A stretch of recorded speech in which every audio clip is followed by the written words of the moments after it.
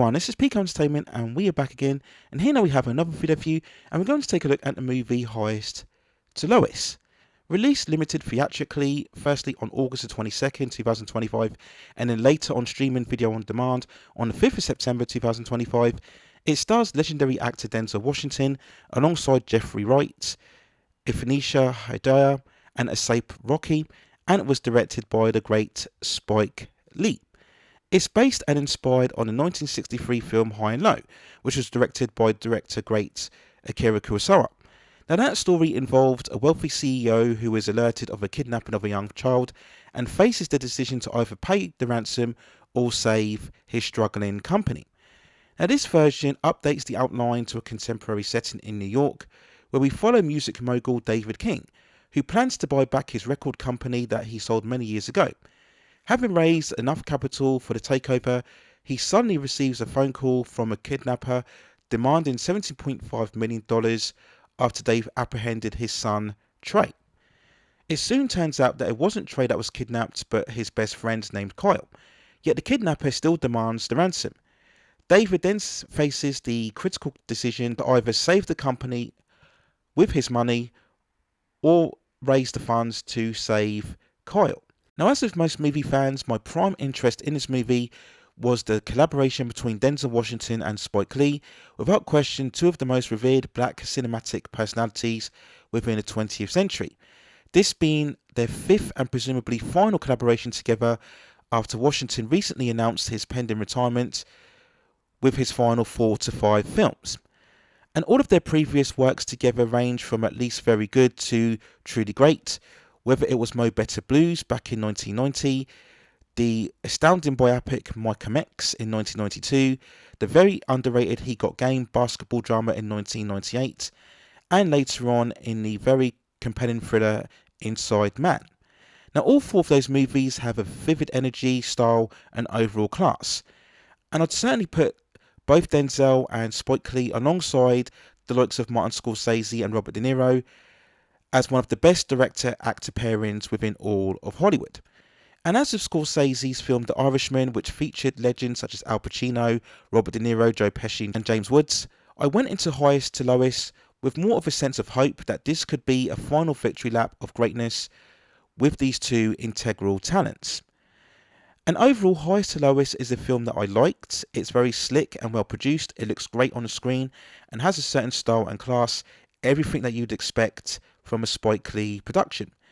Always renowned for his flashy editing and overloading of music and soundtrack, this time Lee maintains a restrained flow to this film, which moves at a decent pace, although perhaps too much of a leisurely pace. Now there may be some people who accuse the film of being a bit slow or uneventful, certainly in its first 20 minutes, and that is something that I can truly understand. So in that case, it's good that you have an actor like Denzel Washington, who still in his elderly years carries that same charisma and likability and enough energy to keep you drawn into the film, certainly in its beginning stages. It doesn't matter whatever film that he's in or the character that he plays, he just has that natural screen aura alongside some of the true acting greats that will always add value to the film that he's involved in. And the character of David King here is overall a decent man who believes very much in his music and his company, and I think there's enough humanity there to sympathise with him as somebody who has been truly victimised with a horrible situation. And in that scenario, you truly stay with the character and watch all the way through to see what happens. Jeffrey Wright is also very good as David's close friend and confidant named Paul Christopher.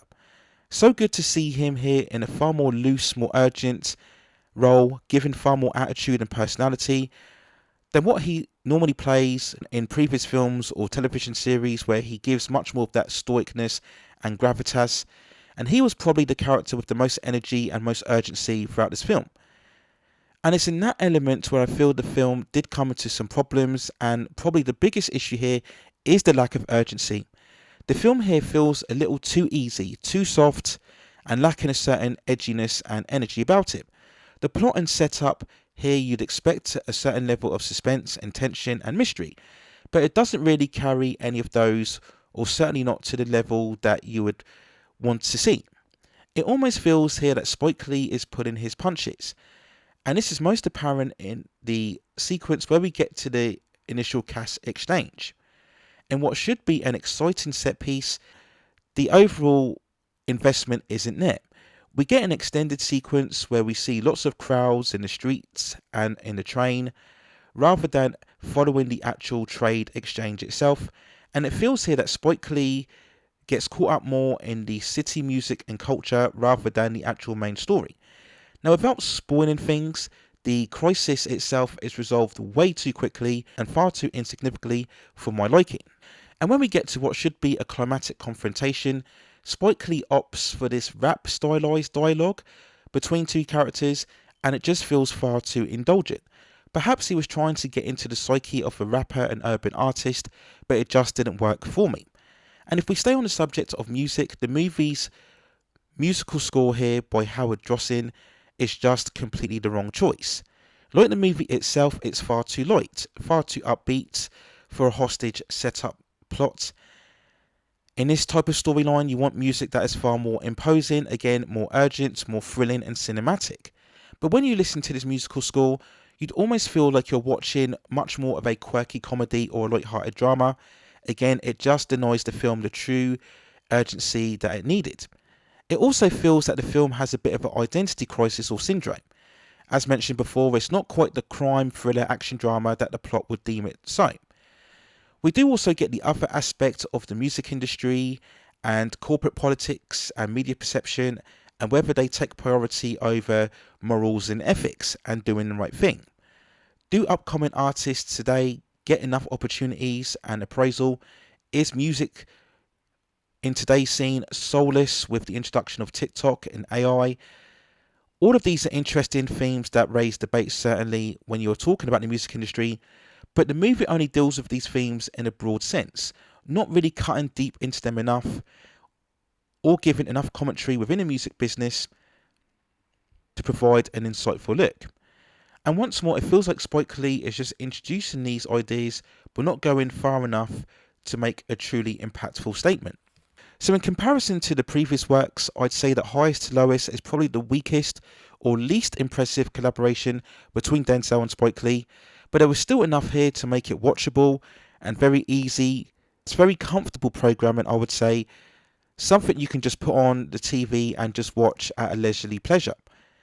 There's still enough good elements here with the lead roles and performances in particular, and also the production. I'd say, as is the case with most films, especially produced by A24, this film is easily 25 to 30 minutes too long. There is a clear point 2/3 of the way through where the story could and should end, but it then goes on for a bit longer and we get an overextended musical number here that really didn't carry any point to the story. So overall, this is a film that isn't quite as powerful or evocative as Spike Lee's previous works, especially from the late 80s and early 90s, where I feel that was the true peak period for the director. But overall, this is still a very good film, very light-hearted and sound in its approach. And with somebody like Denzel Washington in a lead role, you'll always know that you're in good hands overall. So there's my thoughts and feelings on the movie Highest to Lowest. Let me know what you think in the comments below. And if you have any other further movies, television series, or any other issues and topics of the pop entertainment and culture scene that you'd like to see me cover within this channel, also let me know in the comments and I will see if I can provide further commentary for you on that subject matter within the future. Please also hit and like the subscription and notification buttons so I can provide you with more high quality content like this in the future. But that's it for now. Take care of yourselves and I will see you very, very soon.